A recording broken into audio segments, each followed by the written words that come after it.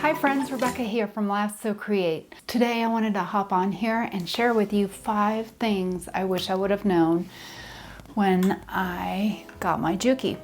First of all, I just want to say that I absolutely adore this machine with every fiber in my soul.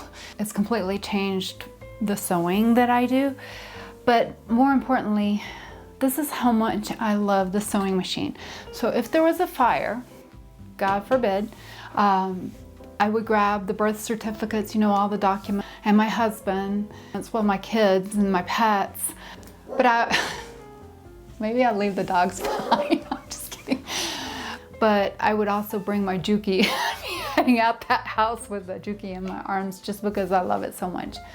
So there are just 5 little nuances that I wish I would have known that I'm hoping will be advantageous to you if you are considering purchasing a Juki or have just received one, that hopefully it'll help you out.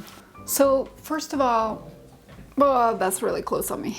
So first of all, behold the beauty. Let's go out a little bit. Okay, so the number one thing I wish I would have known was that you have to really kind of be careful with the automatic threader. Tip number 1, you have to make sure that the needle is in the right position, because if it isn't, you're gonna mess up the automatic needle threader. And I did that early on. I didn't know, but what you want to do is press the down and then press the up needle position, and that way it will align it perfectly for the automatic threader. Now, this is not the highest position, so don't think that it should be in the highest position in order to do that, but the correct position is needle down and needle up. So that's the first thing. So I have tried to repair the automatic needle threader, but I don't think I'm going to be able to do it. I'm going to order a part.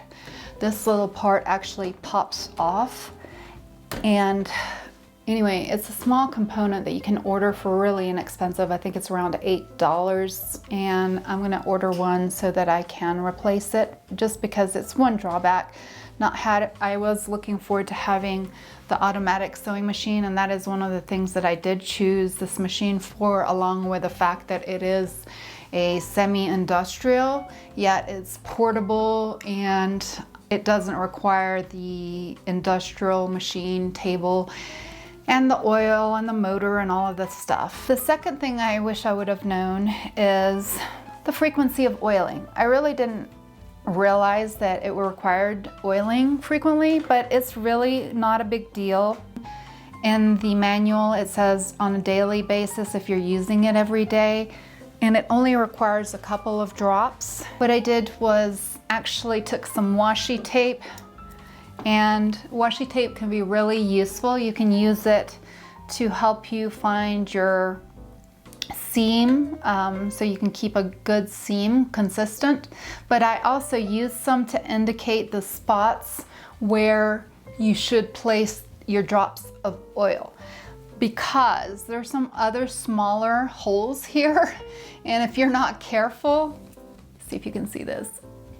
If you're not careful, you'll try to put them in there when you're trying to get to know the machine. So by just simply marking it with some of the washi tape, I've found it just easy peasy to put a couple of drops in without too much thought. The other quick thing I wish I would have known is the bobbin threader. So when you're putting on your bobbin onto this little spool, I don't know if you can see it or not. Let me get you in where you can see it a little bit better.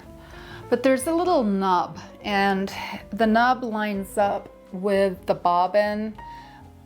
There's a kind of a divot that fits into the nub, and so those have to line up perfectly for this to close and for you to start winding. And so forever I would just have to look down, try to align it, but I found out that if you just pop it on here and gently twist it, that it will fall into alignment to where you can actually just clip that on and just get going. So I wish I would have known that, just because, you know, it's just when you're trying to line it up, it's a little more fiddly, but that's a quick fix right there.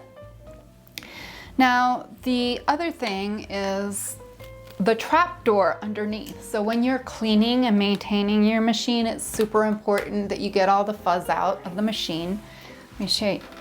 So not only are you able to clean it from this angle where the bobbin is, but you can also, let me do this, put down this telescoping arm just so you don't crush it inadvertently. I'm gonna take off the thing. Hold on. Okay, so you would just lay it on its back gently, like so. And there's a little door that you just push out and then pull out. And you can get in there and clean it out with the little brushes and make sure that it's all clean. And because this collects quite a bit of dust, I even found a broken tip of a needle in there the other day. So, and then it just pops in there easily.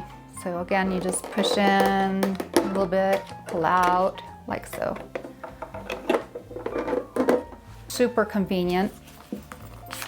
And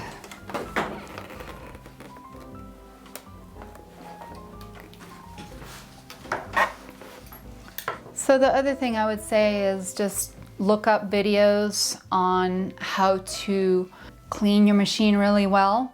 The Juki Junkies YouTube channel has really good video on how to clean the machine. So those are just some things that I wish I would have known. It would have just added to the enjoyment of this machine so much more. So I hope you found this helpful, and I wish you happy sewing with your new machine. If you're thinking about getting it, this machine is an amazing machine.